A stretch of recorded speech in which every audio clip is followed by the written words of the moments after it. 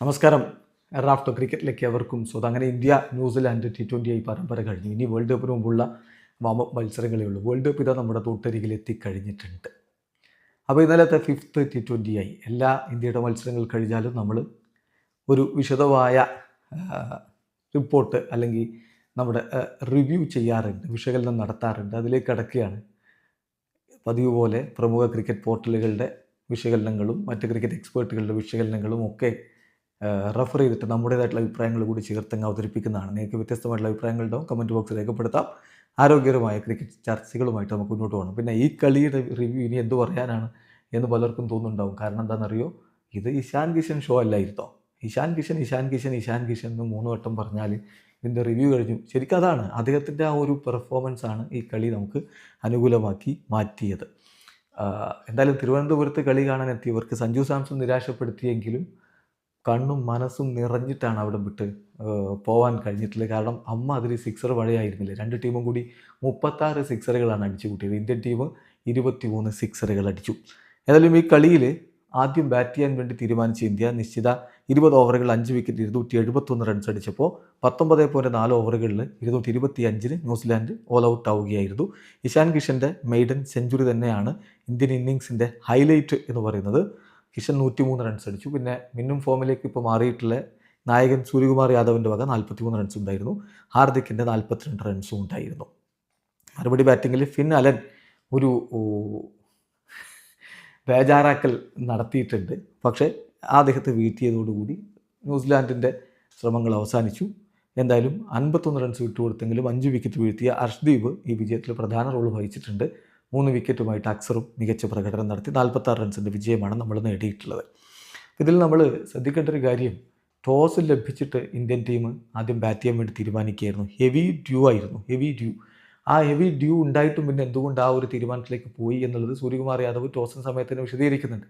ഇത്തരം ഒരു കണ്ടീഷനിൽ എങ്ങനെ രണ്ടാമത് ബൗൾ ചെയ്യാം എന്നുള്ളത് കൂടി ടെസ്റ്റ് ചെയ്യേണ്ടതുണ്ട് വേൾഡ് കപ്പിന് മുമ്പ്. അതുകൊണ്ടാണ് ഈ ഒരു തീരുമാനത്തിലേക്ക് പോയത് എന്ന്. വിശാഖപട്ടണത്ത് ടീമിൻ്റെ കോമ്പിനേഷനിൽ മാറ്റം വരുത്തി പണി കിട്ടി. അതിവിടെ സംഭവിച്ചിട്ടില്ല. ഇഷാൻ കിഷൻ മടങ്ങിയെത്തിയതോടുകൂടി ബാറ്റിംഗ് ഡെപ്ത് വീണ്ടും വർദ്ധിച്ചു. അത് വേണ്ട വിധത്തിൽ ഉപയോഗപ്പെടുത്തുകയും ചെയ്തു. ഇന്ത്യയെ സംബന്ധിച്ചിടത്തോളം T20 ക്രിക്കറ്റിലെ ഇന്ത്യയുടെ 3rd ഹയസ്റ്റ് ടോട്ടലിലേക്കാണ് നമ്മൾ പോയത്. ഇഷാൻ കിഷൻ്റെ ഫസ്റ്റ് T20 സെഞ്ചുറിയുമായിരുന്നു. നോക്കുക, അഭിഷേക് ശർമ്മയും സൂര്യകുമാർ യാദവും ഹാർദിക് പാണ്ഡ്യയും ഇവർ കൂടി ഇഷാൻ കിഷനോടൊപ്പം ആഞ്ഞടിക്കാൻ തുടങ്ങിയപ്പോഴാണ് ടോട്ടൽ 23 സിക്സറുകൾ ഇറക്കുന്നത്. സഞ്ജു സാംസൺ തീർച്ചയായിട്ടും നിരാശപ്പെടുത്തി എന്നുള്ളത് പറയാതിരിക്കാൻ വയ്യ. കാരണം നമുക്കറിയാമല്ലോ, ഈ തിരുവനന്തപുരം മൊത്തം സഞ്ജു എന്ന് ബസ് ചെയ്യുന്നൊരവസ്ഥയായിരുന്നു. എല്ലായിടത്തും അദ്ദേഹത്തിൻ്റെ പ്ലക്കാർഡും ബാനറും കൊടിതോരണങ്ങളും ഒക്കെ ഉണ്ടായിരുന്നു. പക്ഷേ അദ്ദേഹം വീണ്ടും നിരാശപ്പെടുത്തി. നോക്കുക, 10, 6, ഡക്ക് 24 ഇങ്ങനെയായിരുന്നു കഴിഞ്ഞ 4 മത്സരങ്ങളിൽ അദ്ദേഹത്തിൻ്റെ സ്കോർ. അപ്പോൾ ഈ കളിയിൽ ഒരു മികച്ച സ്കോർ വരേണ്ടതുണ്ട്. ആരാധകരുടെ നടുവിലേക്ക് അദ്ദേഹം ഇറങ്ങുമ്പോൾ അതെല്ലാവരും പ്രതീക്ഷിക്കുകയും ചെയ്തു. പക്ഷേ 6 പന്തിൽ 6 റൺസുമായിട്ട് അദ്ദേഹം മടങ്ങി. പുറത്തായ രീതിയൊക്കെയാണ് വലിയ നിരാശയുണ്ടാക്കുന്നത്. നമ്മളത് മറ്റ് വീഡിയോകളിൽ വിശദമായിട്ട് പറഞ്ഞതാണ്. അദ്ദേഹം 4 അടിച്ചു എന്ന് പറഞ്ഞാൽ അത് എഡ്ജ് ചെയ്ത് പോയതാണ്. അടുത്തും അതുപോലെ തന്നെ ഒരു ഫുള്ളർ ലെങ്ത് ഡെലിവറി 145 km/h വേഗത്തിലായിരുന്നുള്ളത് ശരി. പക്ഷേ അത് അദ്ദേഹം ക്രീസിലേക്കൊന്ന് വലിഞ്ഞ് അടിക്കാൻ വേണ്ടി ശ്രമിക്കുന്നു. ഒരു ഫാറ്റ് എഡ്ജ് കൊള്ളുന്നു. ബവൻ്റെ കൈകളിലേക്ക് എത്തുന്ന ഒരു അവസ്ഥയാണ് അവിടെ ഉണ്ടാകുന്നത്. സോ തീർച്ചയായിട്ടും അത് ബവൻ എന്ന് പറയുമ്പോൾ ഇനി കൺഫ്യൂഷൻ വേണ്ട, അദ്ദേഹത്തിൻ്റെ ജേക്കബ്സിൻ്റെ കൈകളിലേക്ക് എത്തുകയായിരുന്നു.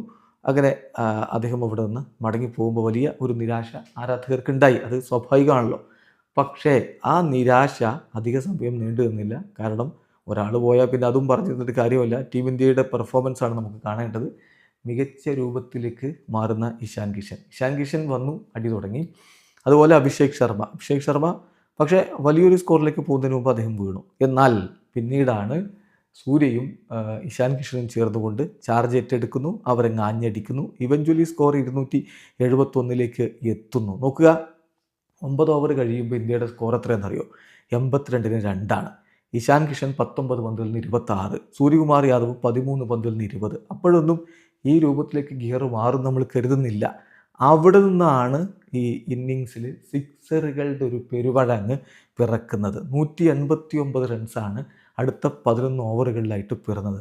17.18 സ്ട്രൈക്ക് റേറ്റിൽ റൺ റേറ്റിലാണ് അടിച്ചു പോയത്. 18 സിക്സറുകൾ ആ ഒരു സമയത്ത് മാത്രം പിറന്നു.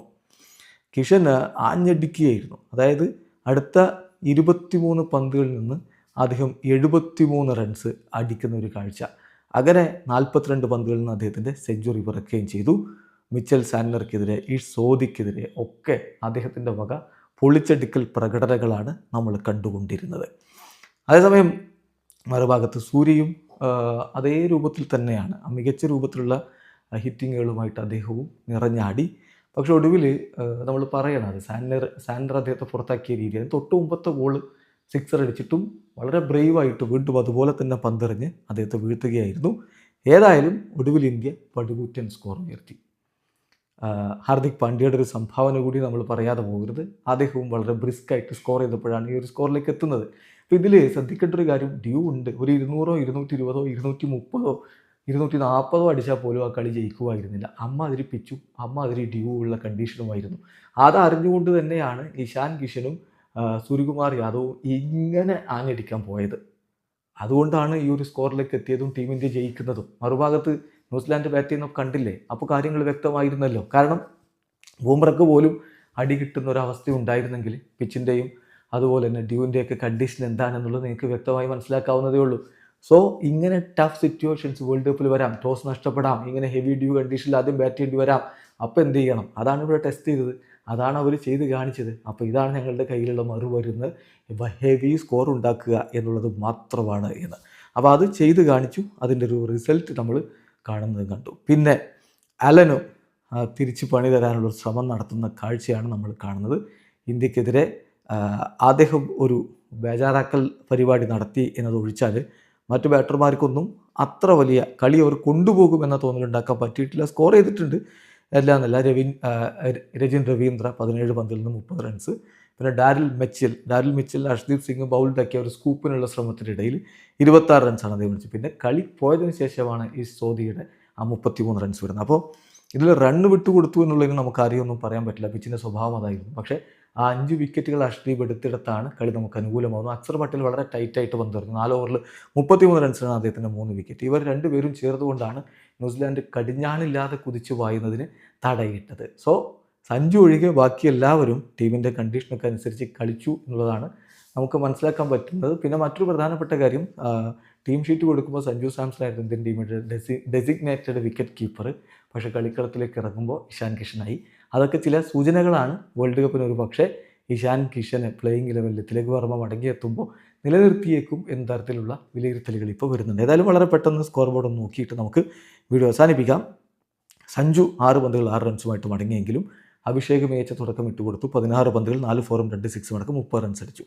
ഇഷാൻ കിഷൻ 43 പന്തുകളിൽ നിന്ന് 6 ഫോറും 10 സിക്സും അടക്കം 103 റൺസ് അടിച്ചപ്പോൾ സൂര്യ 30 പന്തുകളിൽ നിന്ന് 4 ഫോറും 6 സിക്സും അടക്കം 63 റൺസ് അടിച്ചു. ഹാർദിക് പാണ്ഡ്യ 17 പന്തുകളിൽ 42 റൺസിൻ്റെ കിടിലൻ പ്രകടനം നടത്തുകയും ചെയ്തു. ഇന്ത്യ 5 വിക്കറ്റ് 271 റൺസ് എന്ന സ്കോർ അടിച്ചപ്പോൾ മറുപടി ബാറ്റിങ്ങിൽ ടീം സിഫേർട്ടിനെ തുടക്കത്തിൽ മടക്കിവിടാൻ പറ്റി. ഹർഷ്ദീപ് സിംഗ് അദ്ദേഹത്തെ 5 റൺസിൽ മടക്കി. ഫിനാലനും രജിൻ രവീന്ദ്രയും ചേർന്ന് മുന്നോട്ട്. രജിൻ രവീന്ദ്ര 30 റൺസിൽ മടങ്ങിയപ്പോൾ ഫിനാലൻ 38 പന്തിൽ നിന്ന് 80 റൺസ് അടിച്ചു. 8 ഫോറും 6 സിക്സും മികച്ച ഇന്നിങ്സ് കളിച്ചു.